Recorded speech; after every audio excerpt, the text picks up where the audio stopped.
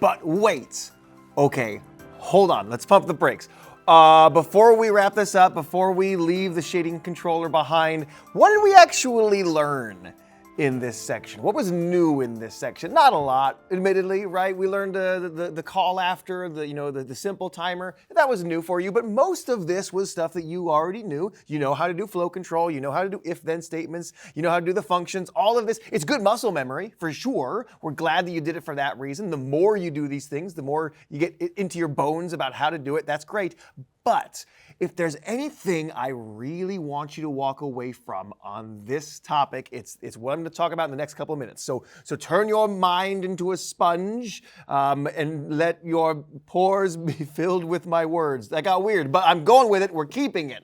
So we, so far, are giving you tools. Hopefully you have figured this out by now, that the point of this course is not to just show you how to control this shade controller and this lighting controller. That's not the point. That's not very useful. That's only useful if you happen to be working with exactly these devices in the real world, which you won't be because these are emulated devices in the first place.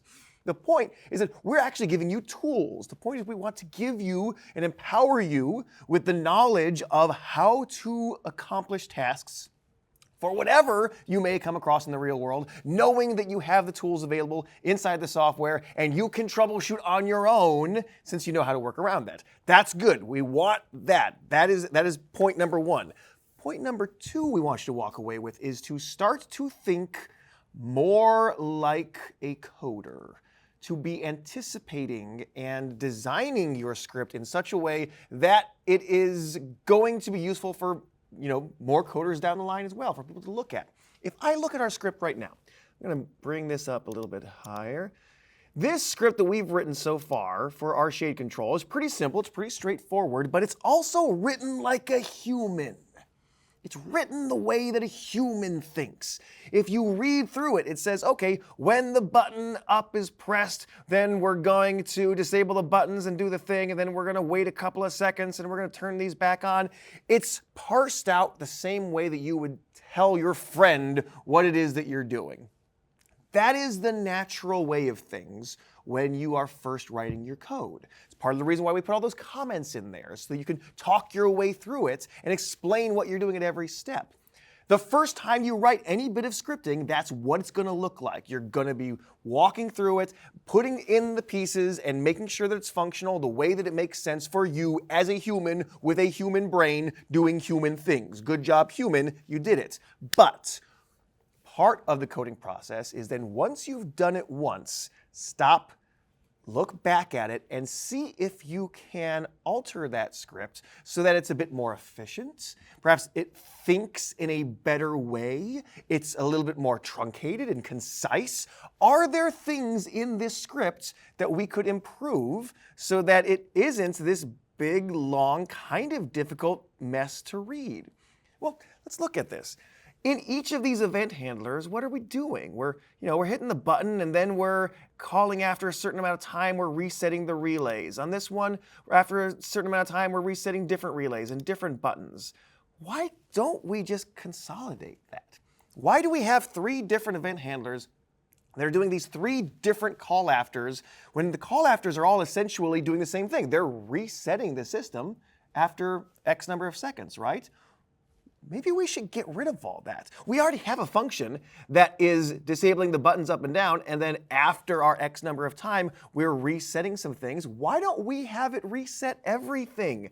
So we are turning the disableds back on. Why don't we also make sure that the button up Boolean is set back to false, and the button down Boolean is set to false, and the relay up is set to false, and the relay down is set to false. We'll have it do all those things because no matter which button you're pressing, you know that after X seconds, you want to reset the whole thing. So let's do that. By the way, if I haven't shown you this before, this is a very good little trick. If you ever start, re-editing your blocks and you see they start piling up on each other and you're doing that thing where you're constantly moving your blocks around, go up here and just hit the hamburger sign and do arrange. It just magically gets everything back in order. Anyways, back to the point. So here we are going to reset the buttons, reset the relays after our X seconds. That means that we don't need to do that here, do we? We don't need to do it here. We don't need to do it here because it's part of this disable function. Okay, looking good so far. How else could we clean this up? Well, now that I'm looking at my script and I know what the end result is going to be, do I really need my if conditional statements? We started this by saying, hey, when the button is pressed on, we want it to do something. But now that we've gone through our entire script, there's no possibility of the user ever turning it off, is there? Because we have disabled the button while it's in that on state, right? And when it comes back, it's already in the off state. The only way they can ever interact with this is to turn the button on by pressing it. So we don't really need to analyze whether the button's on in these if statements. Now, I'm not saying that you shouldn't keep that. It might be a good idea. It doesn't hurt the script to have it there. You're kind of covering your own butt by making sure you're only doing it in the right case. But we could still simplify this. We could pull this out of here and kill the conditional statement and just drop this back right into the main. We could do the same thing here, kill the conditional statements. Same thing here, kill the conditional statements. And already this is getting to be a lot more tight. Now each of our event handlers, in fact, I'm just going to put the thing it does that's most important at the very top, and then it just runs some functions. Put the thing at the top and run some functions. That's sort of the ideal world that it would always be good to aim for when you're writing code. An event handler shouldn't be ugly to look at. The best event handlers in the world are those that are just recalling functions. And what's also lovely about that is you're hiding all of the ugly code later down in the actual functions. The stuff where it's literally doing the work of turn this on and turn that off, that's all ugly code. That's hidden around down here.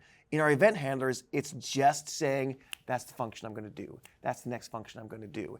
Real easy to read. And in fact, it's now so easy to read, I don't need my comments anymore because the functions have nice descriptive names that tell me what they do, so those comments aren't as necessary for that next person down the line. Now this, look at that.